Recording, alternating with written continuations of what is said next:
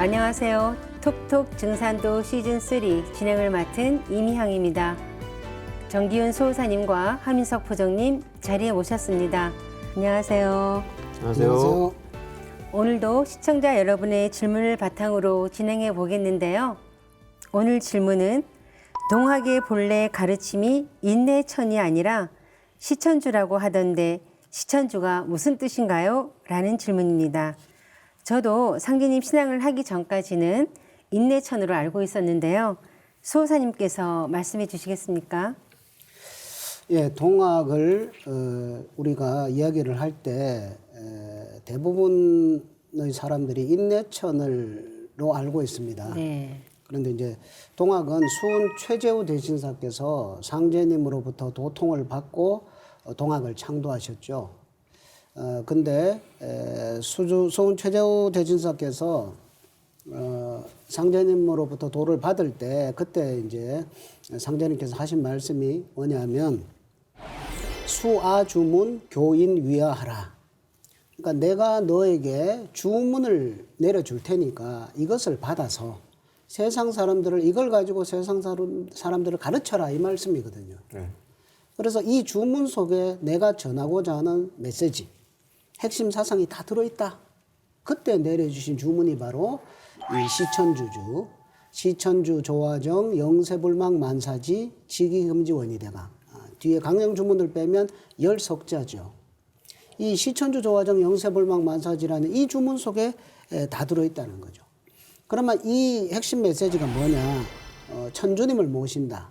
그러니까 인간으로 강세하시는 천주님을 모시고 조화정, 조화 낙원 세계를 정하니 영세불망 만사지. 그 만사지의 그 은혜를 영세토록 잊지 못한다. 이런 뜻이거든요. 그러니까 최수훈 대신사가 깨달은 그 동학의 핵심 사상이라는 것은 바로 키워드는 시천주입니다. 천주님을 모시는 것. 그러니까 천주님을 하느님을 내 곁에 모시는 것. 멀리 천상이 아니라 바로 인간 세상 내 곁에 모시게 된다는 이 천명을 이것을 세상에 선포를 해라. 이것이 이제 동학의 핵심 중의 핵심이죠. 동학하면 시천주 이렇게 돼야 되는데 이것이 이제 수은 최재우 대신사가 돌아가시고 난 뒤에 이제 인내천 사람이 하늘이다라는 이런 인본주의 사상으로 사실 왜곡 이렇게 변질이 된 것입니다.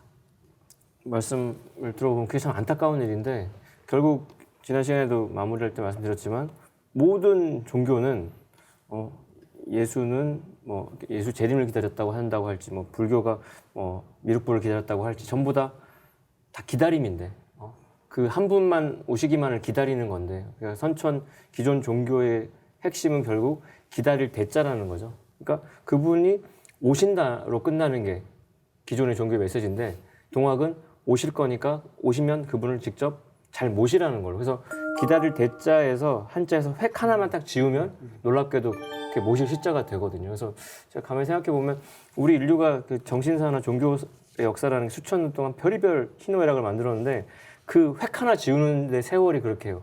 수천 년이 걸렸다는 거. 근데 그렇게 걸려서 얻은 그 깨달음도 지금 또 100여 년 만에 또 뒤틀려져 버렸다는 것이 좀 우리가 좀 강조해야 될 어떤 포인트라고 생각이 듭니다. 네, 지난 시간에 이마두 대성사께서 천주시리를 저술하시면서 그 천주님이란 용어를 처음 만들고 또 천주님이 동양에서 신앙해온 상제님이라고 선언하셨다는 것을 알아보았는데요. 그럼 최수훈 대신사도 천주시리에서 영향을 받았다고 볼 수 있을까요? 지난 시간에 공부한 이제 리치 신부님의 그 천주가 상제다 하는 그 선언. 동학의 핵심 가르침은 이제 시천주죠. 그래서 또 천주 이렇게 되죠. 네. 그러니까 최순 대신사께서 뭐 직접적으로 뭐 이제 천주시리에서 영향을 받았다 이런 기록을 찾아보기는 어렵습니다. 그렇지만 약 천주시리가 나온 이후에 약 200년이라는 시간 동안에 그 천주에 대한 그 상제에 대한 그런 어떤 사상이 그때 씨가 뿌려져서 한 200년 동안 어떻게 자랐다. 그렇게 해서 이제 동학에 와서 이 천주 천주 사상이 이제 완성이 되었다. 또 열매를 맺었다. 그러니까 천주 서학이 이제 천주 동학에서 이제 완성이 되었다라고 이렇게 보는 것이 타당하리라고 봅니다. 그래서 이 리치 신부님의 그 천주관은 동서 문화를 회통하는 그런 보편적 천주관이죠. 처음 나온 것이고, 동학의 이 시천주의 그 천주님도 역시 동서양을 아우르는 그 전체적인 그 보편적인 그 천주학인데, 이것이 이제 동학에서 시대의 변천과 더불어서 시대가 그만큼 발전됨으로 인해서 이제 동학에서 정말 구체적인 확실한 그런 천주관으로서 완성이 되었다. 이렇게 보는 것이 좋다고 봅니다. 이마두 대성사께서 천주시리를 저술하면서 동양의 하느님 신앙을 다시 부활시켰고, 그 열매가 동학의 시천주 신앙으로 드러났다고 볼 수 있을 것 같은데요. 최수훈 대신사의 그런 시천주 사상을 알기 위해서는 어떤 삶을 사셨는지 먼저 알아보면 좋을 것 같습니다. 네, 그래서 지금으로부터 한 150여 년 전에 이제 상제님의 부름을 받고 이제 시원 문화와 역사를 읽고 고통받는 이 동방의 한민족에게 어떤 구원의 빛을 열어준 인물로 최수훈 대신사가 이제 등장을 하시게 되는데, 그 최치원이라고 하는 인물이 있었죠. 경주 최씨 가문에서 국의 현묘지도발 풍류라, 그러니까 유불선에 뿌리되는 그 풍류도 신교를 표방했던 그 최치원 가문의 후손입니다. 그래서 그러니까 가세가 기운 양반집 자제예요. 그러니까 아버지 되시는 분이 이제 근암 최옥 선생인데, 환갑을 훌쩍 넘겨가지고 어떤 과부를 받아들여서 그 슬하에 이제 최수훈 대신사가 이제 탄각을 하죠. 그러니까 그 계급 사회에서 서자 출신인 거죠. 근데 7살에 그 어머니가 돌아가십니다. 그러니까 7살 아이한테 어머니의 죽음은 이제 땅이 꺼지는 사건이죠. 그런 어떤 시절. 그 다음에 아버지도 환갑 넘어서 아이를 얻었으니까 그 최수훈의 나이 16세 때 아버지도 이제 근암공도 돌아가시거든요. 10대 때 또 아버지를 잃는 경험은 또 하늘이 무너지는. 그러니까 완전히 그러니까 굉장히 출신부터 어린 시절은 굉장히 좀 약간 사연이 좀 있다고 보여지고요. 근데 이제 3년상을 치르고 이제 20대에 딱 접어들면서부터는 21살 때부터는 처자식을 먹여 살린다는 명목 하에 이제 장사를 하면서 나그네 생활을 하죠. 그래서 그게 주유팔로 했다 이런 표현을 쓰거든요. 그러니까 그러면서 만상을 체험합니다. 그래서 조선 팔도를 돌아보면서 민족의 어떤 참담한 실상들을 이제 목도를 하고, 그 당시에 뭐 세도 정치, 탐관오리의 수탈로 인해서 가난과 고통에 허덕이는 백성들의 어떤 그런 실상을 보게 되거든요. 그래서 그 당시에 뭐 그 화결시라고 하는 뭐 천주님의 가르침에 화답한다는 뜻의 시에 보면은 방방곡곡 행행진 수수산산 개개지 이렇게 읊으시면서 나라의 방방곡곡을 다니면서 다 돌아보니까 물이면 물, 산이면 산, 내가 다 알겠다. 그러니까 뭔가 이제 만상을 딱 체득하는 그런 풍부한 경험을 쌓게 되고요. 그 시절이 또 서세 동점에 시대하면서 콜레라가 또 우리나라에 들어오게 되거든요. 1821년도에. 그러니까 그 막강한 그 괴질병이 돌면서 나라의 수탈만이 아니라 전염병이 또 통제가 안 돼가지고 죽어가는 창생들도 보는 와중에 이제 그 30세를 맞이하게 되죠. 그래서 이런 겁니다. 그 당시에 그래서 최수훈 대신사가 통찰이 뭐였냐면 악패, 적패의 근원이 뭐냐. 그 포동문을 읽어보면은 그 일세지인, 각자위신, 불순천리, 불고천명 이렇게 써놨어요. 그러니까 문장이 또 간결해. 이게 정말 천하의 정말 명문인데, 지금 세태를 보니까 세상 사람들이 모두 각자 위심, 각자 자신만을 위하는 마음으로 꽉 차 있다. 이기주의적인 경향. 지금은 더 극심해졌는데 그때부터. 그리고 사람들이 불순천리, 천리를 따르지 않는다. 불고천명, 천명을 돌아보지 않는다.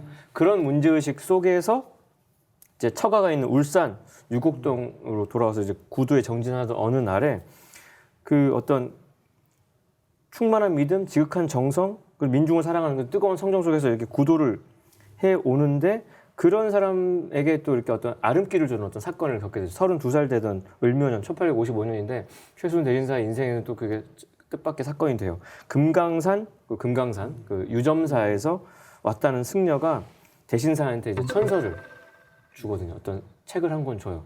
근데 이 이 승려도 100일 정진 끝에 불탑 앞에서 잠깐 잠들었는데 눈 떠봤더니 탑 위에 책 한 권이 있더라.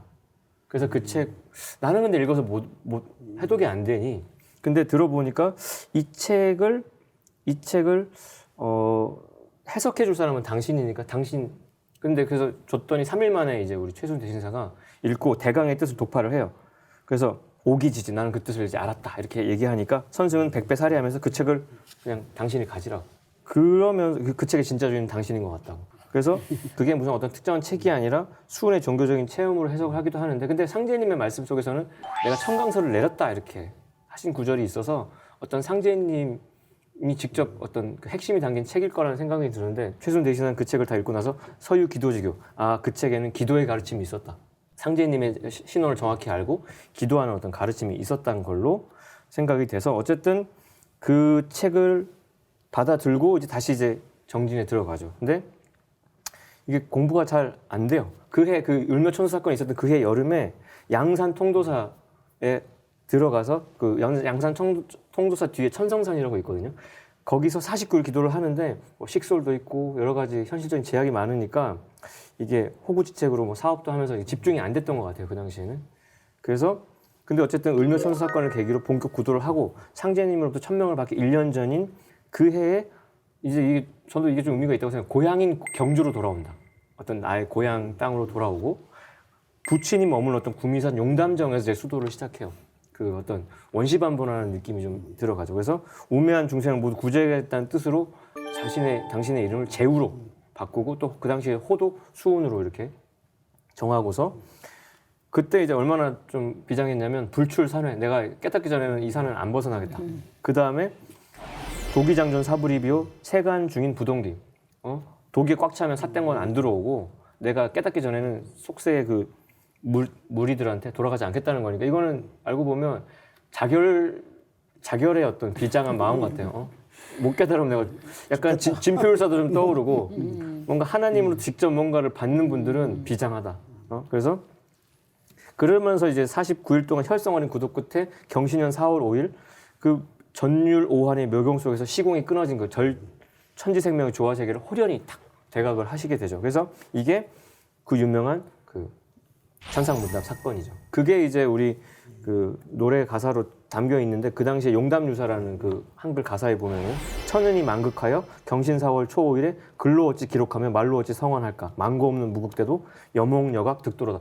꿈꾼 것도 같고 깨달은 것도 같고 어쨌든 내가 득도했다. 용담가에 나오고 천지가 아득해서 정신수습 못할러라. 공중에서 외는 소리 천지가 진동할 때 뭔가 그 당시에 그 역동적인 전율이 이제 묘사가 돼 있는데 상제님께 그 천명과 신교를 받고 득도하던 순간에 상제님의 성음을 딱 보이스를 딱 듣게 되죠. 그 보이스가 뭐냐면 물구물공하라.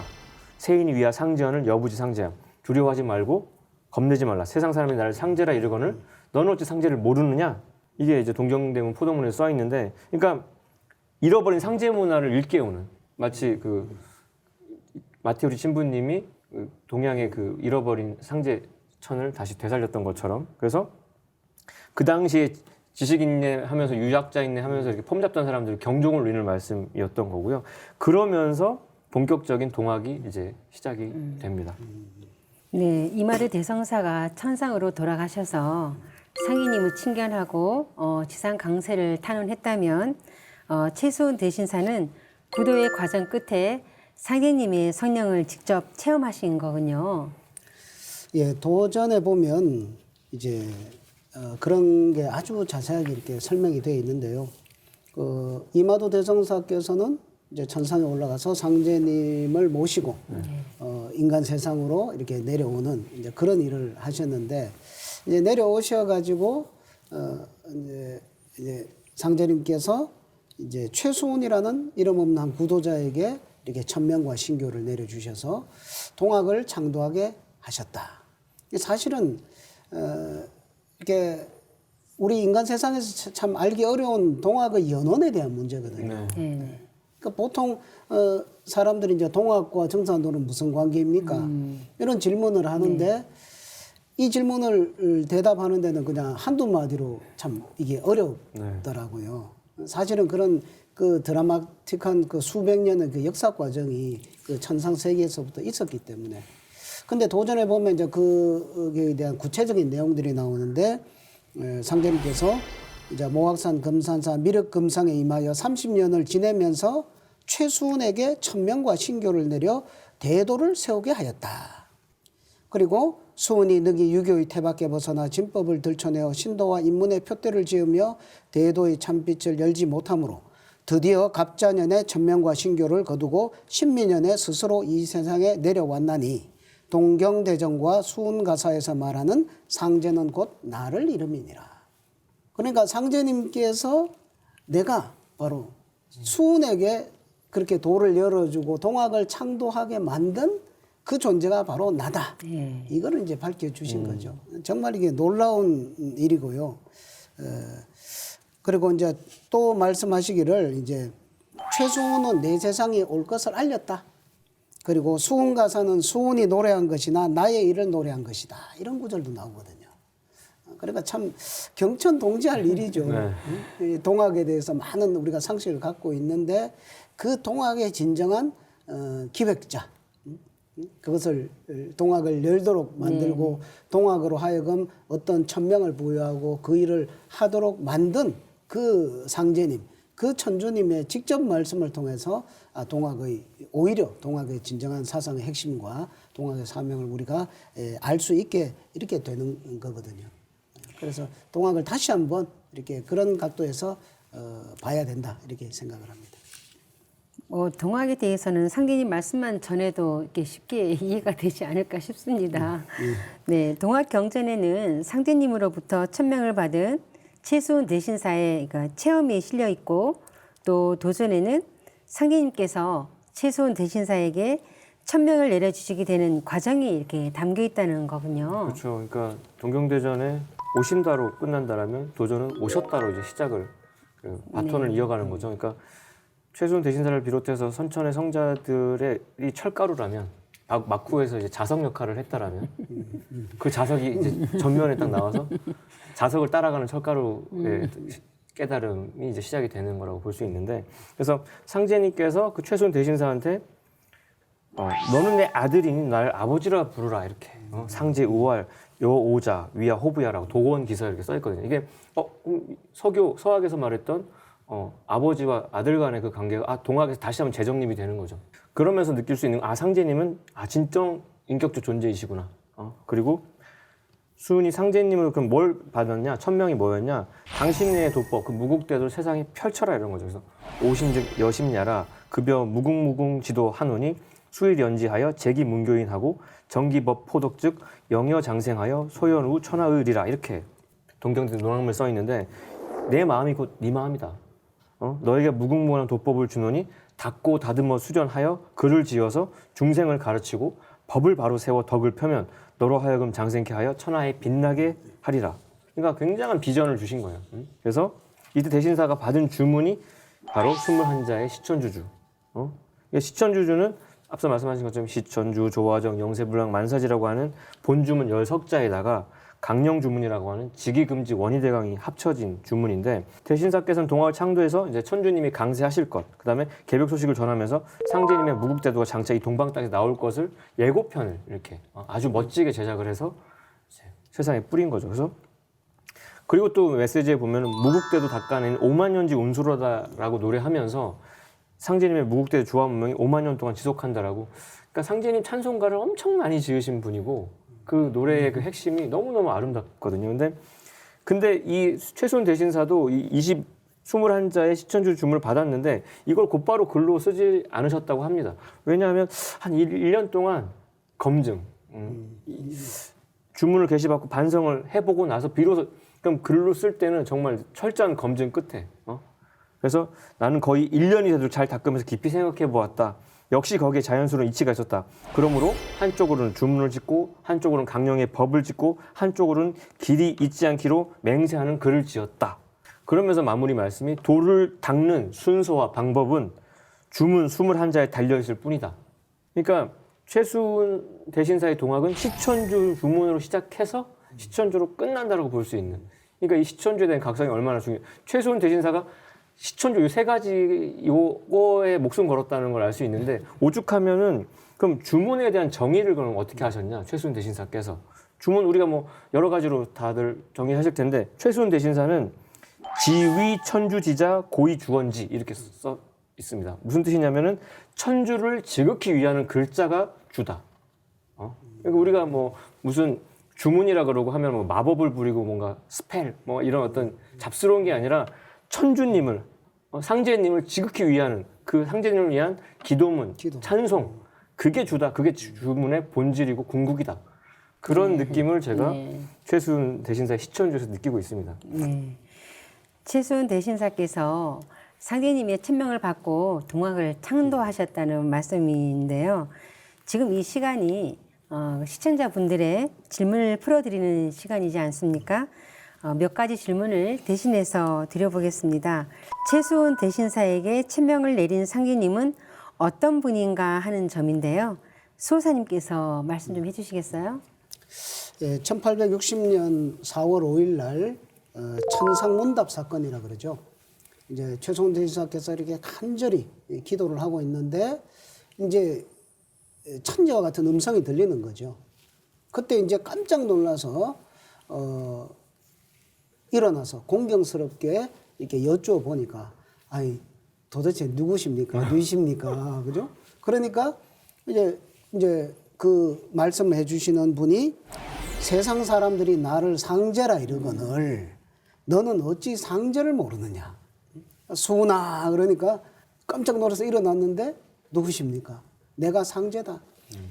사람들이 나를 상제라고 일러왔다.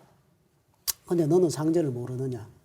그러니까 지금 이제 인류 문명 속에서 이제 이 하느님을 예로부터 수천 년 전부터 사람들은 상제라고 불러왔다는 거죠. 네. 상제라는 호칭으로서 불러왔다 이거죠.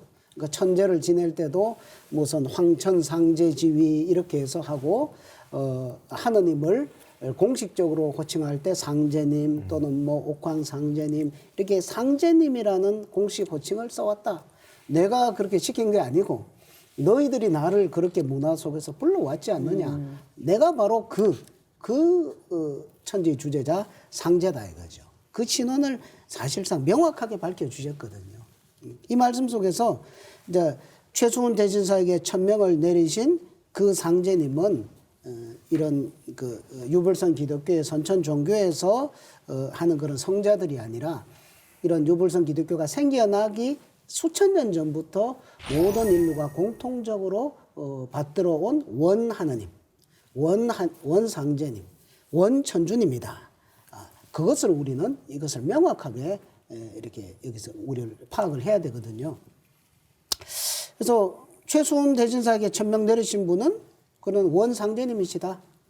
그런데 최수훈 대신사께서는 동경대전과 용담유사에서 이 상제님에 대한 표현을 이제 시천주에서는 또 천주라 그러죠.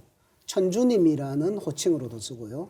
그 동경대전 맨 첫 구절을 보면 하늘이 비와 이슬을 내리는 것이 천주 조화의 자취다. 이렇게 기록을 했습니다. 자기는 분명히 듣기를 나는 너희들이 말하는 상제다. 이렇게 들었는데 동경대전에 이제 쓰실 때는 한자말로 천주 조화의 자취다. 이 자연현상이 천주님의 조화의 자취다. 이렇게 천주라는 말로서 이렇게 쓰시거든요. 그죠. 주문에서 이제 시천주를 받았기 때문에 그렇게 쓰셨다고 볼 수 있죠. 그 다음에 이제 한글로 적혀진 용담유사 이 가사 책에는 이제 한울림 이제 그 아래아자를 써서 한알림 그죠? 이제 하늘림 이거는 이제 우리 역사 속에서 우리가 뭐 전통적으로 한글말로 쓰던 그 하늘림 그 표현이죠. 그러니까 이제 그러니까 정리를 하면 최수훈 대신사에게 도를 내려주신 분은 상제님이다. 그런데 그 상제님에 대한 그 표현은 이제 여러 가지로 천주님이나 하늘님 이런 세 가지의 표현으로 최수훈 대신사께서는 그것을 사용을 하셨다는 겁니다. 네, 말씀하신 대로 최수훈 대신사께서는 절대자를 천주, 상제, 하늘님으로 혼용해서 표기하고 있는데요. 모두 같은 분을 지칭한다고 볼 수 있나요? 네, 그렇죠. 천주라는 말은 뭐 글자 그대로 이제 하늘, 천, 그다음 주인주, 뭐 하늘의 주인이란 뜻. 그러니까 천지의 주인이시다 이렇게 우리가 이제 이해를 하면 되겠죠. 근데 중요한 것은 이 어떤 호칭으로 쓰든지 이 천주님이 이제 인격적인 존재다라는 것이 사실은 중요합니다. 동학을 연구하는 여러 학자들의 어떤 이제 책들을 보면은 최순 대신사가 체험한 그 인격적인 그 상제님 천주님을 최순 대신사와 똑같이 그렇게 인격적인 상제님으로 표현하지 않고 그냥 비인격적으로 표현하는 경우가 아주 사실 많거든요. 이게 어떻게 보면 동학에 대한 어떤 신관의 왜곡이라고 볼 수 있는데요. 그러면 최순 대신사는 뭐라고 하셨냐? 천주할 때 주자는 뭐냐? 주라는 것은 천주를 존칭하여 부모와 같이 공경하여 섬기는 것이다. 이렇게 이야기를 합니다. 그러니까 천주할 때 주는 리치 신부님도 천에다가 주를 썼잖아요. 그것도 이제 인격적인 의미를 아주 강조하기 위해서 썼다고 봐야 되죠. 그러면은 그 최순 대신사도 이 주라는 것은 부모와 같이 공경하여 섬기는 것. 그러니까 천주님은 부모님과 같은 존재. 그러니까 우리가 이제 뭐 부모님 이렇게 모시고 이렇게 대접하고 하는 것처럼 이렇게 그렇게 모시는 인격적인 존재라는 것을 분명히 이렇게 인식을 하고 있거든요. 그래서 천주는 어떤 용어로 썼든지 간에 신앙의 궁극의 대상으로 섬겨야 하는 그리고 모든 것을 주관하고 다스리시는 그런 최고의 인격신으로 우리가 이해를 해야 된다. 아주 중요한 그런 동학의 핵심 문제라고 봅니다.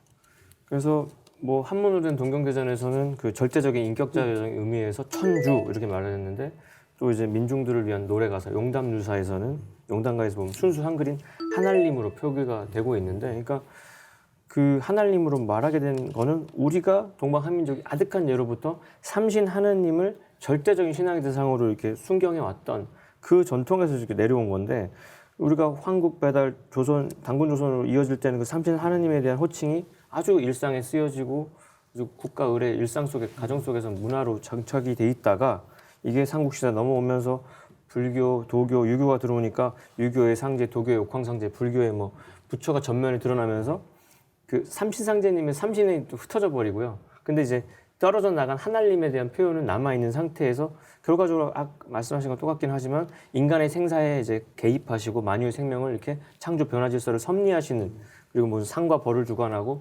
두려움도 주고 뭐 이렇게 축복도 주시는 그런 대상으로서 하나님 그런 인간적인 감정과 정서를 갖고 있는 존재자로서 의미를 덧붙이려고 또 우리 최순 대신사는 하나님이라는 표현도 하늘님이라는 표현도 써서 친근하게 다 인격적인 면을 되살려지지 않았나 이런 생각도 해보게 됩니다.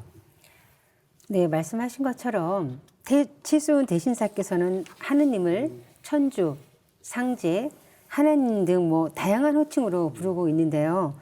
이렇게 한 이유가 무엇이라고 생각하세요? 그러니까 하나님의 예표규인 하나님을 되살리고 이렇게 여러 가지 호칭을 쓴 거는 내내 니들이 그렇게 말하고 있지만 한 분이고 그 이제 본연의 빛을 잃어버렸지만 우리 민중 속에 깊이 스며들어 있는 그걸 다시 이제 좀 드러내 주시는 거고 결과적으로 동방 한민족 정신 속에 있는 조상대도 내려오는 그거를 다시 부활시키는 스위치가 꺼져 있었는데 그 스위치를 이제 탁 켜주는 역할로 그런 언어들을 잘 쓰시지 않았나 생각이 듭니다.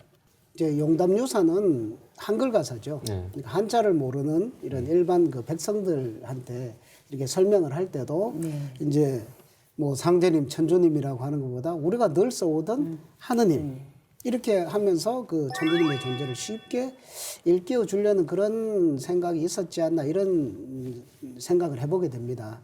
그리고 우리 보통 뭐 그러자는 뭐 어떤 아이쿠 하나님, 아이쿠 하나님 이것은 어떤 뭐 격식이라든지 무슨 뭐 철학이나 사상 이런 걸 떠나서 그냥 이런 백성들의 민중들의 삶 속에서 그냥 이 우주의 가장 높으신 어르신 이게 할 때 우리가 찾을 때 하느님을 찾는 거죠.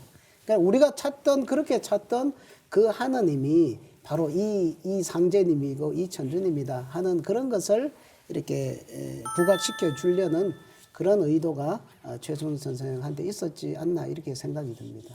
네, 그런 의도가 있었군요. 그럼 다음 질문을 드려보겠습니다. 동학의 핵심 가르침이 천주님을 모시는 시천주 신앙이라고 하셨는데 어떻게 해야 시천주를 할 수 있는 건가요? 라는 질문인데요. 포도님께서 말씀해 주시겠습니까? 그래서 이 본주문 첫머리에 나오는 시천주, 이게 동학이 지향하는 바의 가르침을 압축한 이제 중핵이죠. 그래서 그 이유는 이제 동학의 발생 동기 자체가 천상문단 사건을 통해서 하나님이 직접 이렇게 등장하신 그 천주의 바탕을 두고 있기 때문인데, 그러니까 순 선생님께서 최순 대신사께서 본래 의도했던 시천주의 의미를 정확히 이해하는 게 이 동학을 연구한 자들은 대단히 중요한 위치를 차지하는 거고요. 근데 이게 이상하게 그 후대로 넘어가면서 양천주 또 내려가면서 인내천으로 완전히 이제 왜곡이 돼버렸는데, 이거를 제대로, 그래서 동학하고 검색해 보면 질의응답에 인내천의 중심으로 막 얘기가 돼 있고 학생들도 막 그렇게 그게 맞다 뭐 이렇게 얘기가 되고 있는 게 좀 갈 길이 멀다 이런 생각이 드는데, 그래서 그럼 시천주가 뭐냐? 말 그대로 모실 시자에 하늘천자의 주인 주자인데, 모심의 대상이 천주님이죠. 근데 이 천주에 대해서 아까 앞서 수호사님 말씀하셨지만 그러니까 천은, 근데 최순 대신사 천은 설명을 안 해놓고 주에 대해서 친기존이 여 부모 동사자야라고 아까, 그래서 부모와 같이 섬겨야, 존칭해서 부모와 같이 섬겨야 된다. 그러면 이게 그 당시 유학 문화 속에서 충효, 효제, 그러니까 부모에 대한 효도를 이렇게 강조하는데, 니들이 천지 부모를 모르고 효도를 말할 수 있냐? 응? 시천주는 결국 어떻게 하는 거냐? 부모님한테 효도하듯이 살아계실 때 최선 다하고 돌아가셔서 제사까지 올려서 받드는 그런 부모 모시듯이 천주님을 아버지로, 어머니로 그렇게 받들어 모셔야 한다라는 아주 어찌 보면 쉽고 간명하게 딱 깨주신 말씀이 아닌가라는 생각이 들거든요. 그러니까 인격적인 하나님을 다시 깨닫고 바르게 모시는 게 핵심이다. 이게 다시 한번 말씀드리고 싶습니다. 그 최순 대신사께서 모시라고 한 그 천주는 하늘에 계신 천주님이 아니죠. 이제 지상에 강세하시는 천주님. 이게 이제 우리가 다시 한번 확실히 짚어야 되고요. 그 다음에 이제 그 용담유사에 이렇게 보면은 망고 없는 무국대도 이 세상에 날 것이니. 그러니까 무국대도라는 말이 자주 나옵니다. 무국대도. 이거는 이제 하느님의 대도, 천주님의 대도. 이게 이제 무국대도 좀 어려운 말이지만 뭐 쉽게 그냥 풀면 뭐 하느님의 대도다 이렇게 우리가 생각을 하면 되는데요. 이 하느님의 무국대도가 이 세상에 나온다. 그래서 무국대도 닦아내니 5만 년지 운수로다. 이제 이 무국대도를 너희들이 닦으면 앞으로 5만 년의 운수를 받는다. 그 다음에 나는 도시 믿지 말고 하느님만 믿었어라. 그러니까 하느님의 무국대도를 이렇게 잘 믿고 따라라. 그러나 시천주를 구체적으로 어떻게 합니까? 그러니까 방금 이제 천주님이 부모님과 같은 분이니까 부모님을 잘 모시라는데, 그러면 부모님을 어떻게 모시죠? 그러니까 하느님의, 천주님의 대도가 이 세상에 출현하니까 그 도를 너희들이 닦아라. 그거를 실천을 해라. 시천주, 조가정 시천주주를 잘 읽고 그 가르침을 잘 닦아라 하는, 이게 사실은 이제 시천주주를 실제로 실천하는 길이 되는 거죠. 그래서 인간으로 강세하시는 이제 천주님이다라는 이것과 그 하느님이 펼쳐주시는 그 대도를, 그거를 생활 속에서 제대로 닦아라. 그게 진정한 시천주다. 이렇게 말씀을 드릴 수가 있겠습니다. 네. 최순 대신사가 말씀하신 그 시천주 신앙은 인간으로 오신 상계님을 잘 모시는 데 이제 있었군요. 자, 그리고 최순 대신사가 그 전한 메시지도 시천주 외에 또 다시개벽 소식도 있죠. 네, 맞습니다. 그래서 최순 대신사님의 동학의 핵심 메시지는 이제 시천주, 다시개벽, 3년 교지 이렇게 좀 압축할 수 있는데, 이제 중요하고 결정적인 게 다시개벽의 소식이죠. 그러니까 인간으로 오신 천주 성부 아버지를 모셔야 되는데, 그럼 그분이 왜 오셨냐, 왜 오시냐의 문제가 우주의 여름 가을 바뀌는 후천 개벽기에 3년 괴질이 터질 때 구원의 법방을 쥐고 오시기 때문에 그분의 도법으로만이 우리가 정말 살고 잘 될 수 있다. 그래서 시천주라는 것이 절대 천주님 일시분을 모시고 신앙하는데, 그렇게 해서 모셔서 같이 넘어가야 될, 그 천주님을 모시고 넘어가야 될 세상이 무국대도 닦아내서 얻게 되는 5만 년 운수. 그러니까 이제까지 인류의 어떤 성자들이 제시한 비전 중에 가장 역대 전무후무한 비전을 제시한 사건이죠. 그래서 그런 운수에 걸맞는 5만 년 무국 지운에 걸맞는 무국대도가 내려오니까 그거를 잘 받들어 지상 성경에 같이 다 잘 살자. 정말 정치인의 구호로는 이거 이상도 없고요. 종교의 비전은 이거 이상도 없는 얘기를 했는데 그게 선포된 것이 조선왕조의 병이 아주 깊이 깊어가지고 숨이 멎어지기 시작했던 19세기 중후반. 병으로 괴롭고 수탈로 괴로웠던 그 시기에 서양 세력들이 넘어오는 그 시기에 예를 들어서 이런 안신가의 가사가 있죠. 12제국 괴지로서 다시 개벽 아닐런가. 전 세계가 12제국 국가로 나뉘었던 그 세상, 그 시절에 앞으로 괴질이 터지면서 다시 개벽, 후천 개벽이 온다라고 선포했으니까 지금 우리가 겪고 있는 코로나 시국에 다시 한번 귀 기울여야 되는 이야기. 150년 전에 이미 이런 이야기를 선포해놓고 비전을 어떤 살 법방까지도 이렇게 힌트를 줬다는 거. 그래서 근데 그 괴질병이 동방 한민족한테 제일 먼저 들이닥칠 것을 깨닫고 지극히 근심 어린 마음으로 탄식하면서 내뱉은. 그래서 오죽하면 노래 제목도 안심가겠어요. 조심을 넘어서서 잘 닦으면 안심할 수 있다. 그래서 그 무국대도에 펼쳐지는 것은 결국 성경 세계의 조화가 딱 정해지는 그 자리로 들어간 조화를 정하는 게 뭐다? 무국지운에 걸맞는 도수를 새롭게 짜는. 그래서 그분이 천주님이 오셔서 완전히 새로운 프로그램을 짜게 될 테니 그 프로그램을 다운받아라 이 얘기죠. 그런 메시지로 받아들여야 되는 게 이제 동학 최순 대신사의 다시개벽 소식이 아닐까 생각이 듭니다. 그 동학과 개벽을 연결시키는 분들이 별로 없는 것 같습니다. 네, 맞습니다. 근데 과거에 이제 동학혁명을 소재로 해서 만든 그 개벽이라는 영화가 있었죠. 네. 그때 그 이덕화 씨가 주연을 네, 맞아요. 해월 네. 최시영 선생 그거 연기를 했는데 그 영화 제목이 개벽이거든요. 개벽.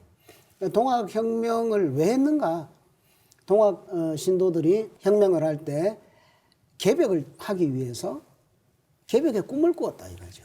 개벽의 꿈을 꾸었다. 개벽 사상이 이제 동학의 사실 실천적, 현실적인 핵심 사상입니다. 그래서 근데 동학은 이제 다시 개벽이라 그러죠. 다시 개벽.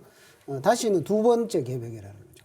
5만 년 전에 선천 개벽이 있었고 네. 그렇게 해서 인류가 생겨나고 문명이 발전을 해왔고 이제 다시 개벽. 이제 가을 세상이 열리는 후천 개벽이라고 하죠. 충산도에서는 후천 개벽이라고 하죠. 동학에서는 다시 개벽, 두 번째 개벽이 온다. 그래서 가을에 정말 성숙한 꿈과 같은 이상 세계의 문명이 펼쳐진다. 우리는 그 개벽을 넘어서서 정말 5만 년의 운수를 받는다. 그런데 현실의 삶을 보니까 너무너무 힘들고, 그죠? 뭐 가렴주구에 시달리고, 뭐 이 세상 혼란함 속에 힘들게 이렇게 사는 속에서 거기서 그런 끼어 있던 그 민중들의 정신이 폭발을 해서 이제 혁명으로 이렇게 드러난 거죠. 그래서 우리가 개벽을 시키겠다. 그게 이제 개벽의 꿈을 꾸었던 게 동학혁명이다 이거죠.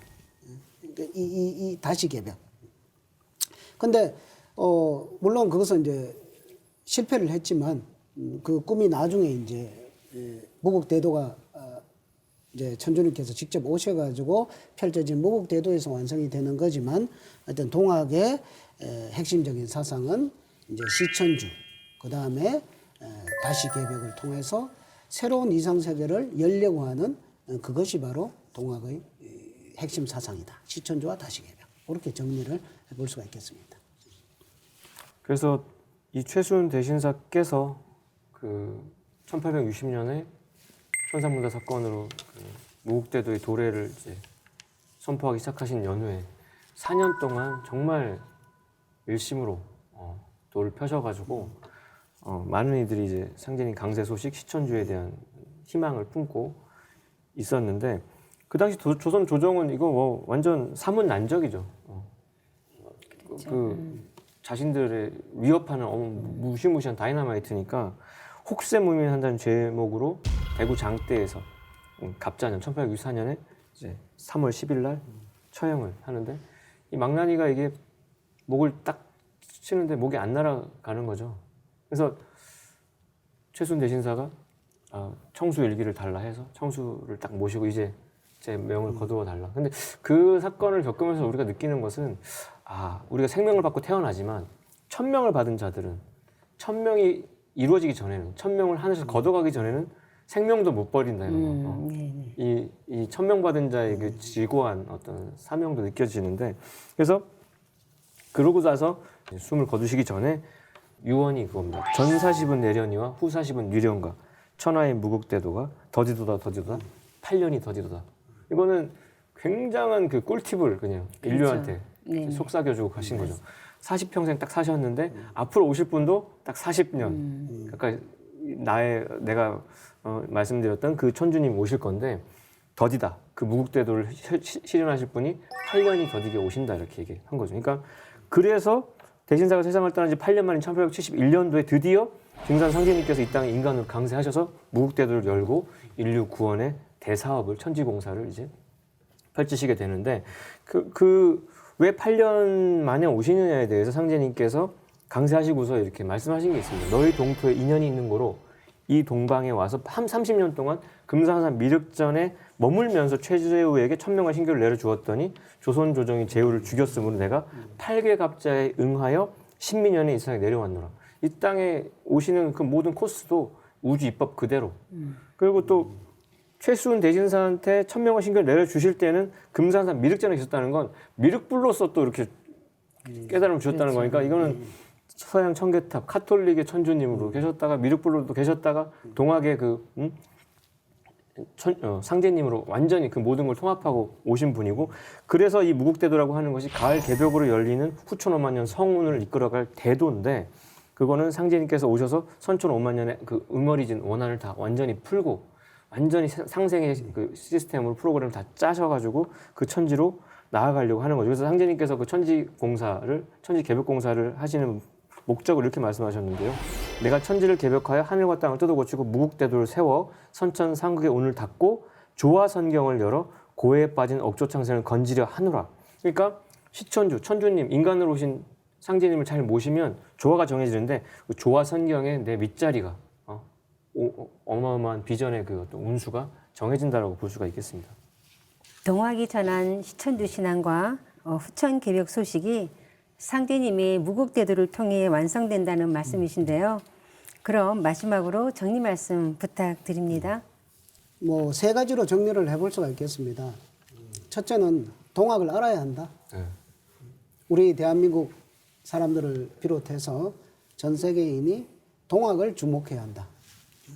동학이라는 것은 이제 이런 백성들이 이 하느님을 세상을 여는 그 개벽을 여는 그런 주체임을 자각을 하고 앞으로 새 세상을 도래한다는 걸 외친 근대사의 진정한 출발점이다. 그 이용범 박사, 하버드에서 공부하신 이용범 박사께서 아시아 이상주의라는 책을 이렇게 쓰셨죠. 그게 이제 아이비리그에서도 교재로 쓰이고 있지만 거기에서 서양학자들도 동학을 연구를 하라 그러거든요. 동학을. 그러니까 전 세계 역사를 놓고 봤을 때 자발적으로 앞으로 미래의 이상적인 세상이 온다라는 사상이 자발적으로 일어난 곳은 그것은 동학 이것밖에 없다. 이 동학 이것은 정말 참 미스터리하다. 정말 앞으로 이상적인 세상이 온다라고 하는 이게 이렇게 저절로 이렇게 터져 나왔다는 것은 그로 인해서 세상이 이 어떤 도미노처럼 이렇게 막 이렇게 세상이 이렇게 변화해 갔다라는 거, 이 동학을 연구하라. 그러니까 우리가 지금 앞길을 알지 못하는 이런 이 세상 속에서도 우리가 동학 속에서 뭔가 길을 찾을 수가 있다. 두 번째로는 동학을 바르게 알아야 된다는 거죠. 동학이 진짜 핵심 메시지가 아까 뭐 말씀하셨지만은 정말 그 시천주 뭐 그러니까 동학에 시천주가 없더라. 이게 너무 어불성설인 거죠. 동학의 진정한 그 핵심 정신을 정확하게 알고 그것은 뭐냐면은 이제 정말 그 인격적인 천주님, 그 상제님께서 이 세상에 오셔서 그런 그죠? 새로운 세상을 이렇게 열어주시는 그런 역사가 펼쳐진다는 그런 메시지잖아요. 그거를 정확하게 알자는 거고, 세 번째로는 동학이 그 개벽의 꿈을 꾸었던 그 동학이 그 꿈을 이제 조금 전에 말씀하신 것처럼 그 최순의 이제 목숨을 거두시면서 천명과 신교를 거두고 이제 그 8년 뒤에 1871년에 상제님께서 인간 세상으로 오셔서 무국대도를 열어주시는 거죠. 그래서 그 무국대도에 의해서 동학의 꿈이 완성된다는 것. 이것을 알고서 우리가 무국대도를 이제는 제대로 닦아야 된다. 그렇게 세 가지로 정리를 해볼 수 있겠습니다. 동학을 알아야 되는데 근데 인내처럼 왜곡된 동학이 아니라 시천주를 바르게 되살린 참동학, 무국대도를 배워야 한다는 얘기죠. 그래서 지금 근데 지금 한국인들이 오늘날에 이 하나님 강세를 알리고 후천 개벽의 새시도를 선포한 동학의 핵심 소식을 진짜 전혀 모르는 건 모르는 건데 알아도 잘못 아는 게 더 무섭단 말이죠. 근데 세상에서는 그래서 학교에서는 국사 시간에 서양 천주교의 확산을 우려해서 유불선, 도참, 서상, 한민족의 전통 신앙을 융합, 짬뽕해서 동학을 만들었다라고 하는. 그러니까 이거는 100% 동학이 전한 핵심을 왜곡한 거거든요. 그래서 동학의 동은 물론 동방의 조선일 수도 있지만 살릴 동자, 모든 걸 묶는 가마니에서 상징되는 정신을 묶어주는 동자고, 학은 단순히 세상의 학문을 배운다는 뜻이 아니라 무국대도와 그 궁극의 가르침을 배우고 실천한다는 뜻이 있는 학자거든요. 그래서 동학은 동방의 조선에서 열리는 무국대도를 따르고 실천하라. 인간으로 오시는 천주님의 대도를 실천하라는 핵심으로 얘기가 되는 거. 서학에 대비되는 동학이 절대 아니라는 거. 그래서 삼진상제님께서 증산생명으로 오셔서 열어준 동방의 무국대도를 익혀서 모든 진리가 통합되는 열매 맺는 천도를 잘 닦으라는 뜻으로 동학을 인식해야 된다는 건데, 근데 이 근대를 연 이 동학의 핵심 정신에 대한 총체적 왜곡이 왜 생겼냐? 그거는 동방 시원 역사, 고대사가 뿌리 뽑혀가지고 거기서부터 첫 단추가 잘못돼서 줄줄이 지금 잘못 껴진 거라서 이제 바꿔야 되는데 동학부터 다시 바꿔 나가야 되는, 잘못 낀 거는 다시 밑에서부터 풀어야 되는 문제가 있고요. 그래서 동방 배달 한민족의 본래 상제님과 천신님을 받들었던 신교 문화의 원준이었던 그 주인 정신, 그 주권을 다시 회복하는 게, 삼신문화를 회복하는 게 얼마나 중요한가라는 생각이 들고요. 근데 지금 사대주의 명맥에서 힘없는 백성으로 전락해서 우리 스스로 셀프 디스하는 이 문화 속에서는 동학이 힘을 발휘할 수가 없으니 그 참동학이 뿌리를 잘 내릴 수 있도록 시원 역사, 왜곡 단절된 대안의 뿌리 역사를 회복하는 이 일에도 각성을 해야 되고, 그 근대사를 바로 사는 일이야말로 우리가 진정한 미래를 밝게 여는 그 마스터키가 아닐까라는 생각을 또 다시금 해보게 됩니다. 네, 지금까지 최수은 대신사께서 상대님으로부터 천명을 받고 창도한 동학이 후천 개벽 소식을 선언하고 하느님의 우주 정치 시대를 세상에 선포했다는 것을 알아보았는데요. 하느님의 강세와 후천 개벽의 새 시대 도래를 선포한 동학의 핵심 메시지에 귀를 기울여야 되겠습니다. 톡톡 증산도 시즌3 다음 시간에 다시 찾아뵙겠습니다. 지금까지 시청해주신 시청자 여러분, 감사합니다.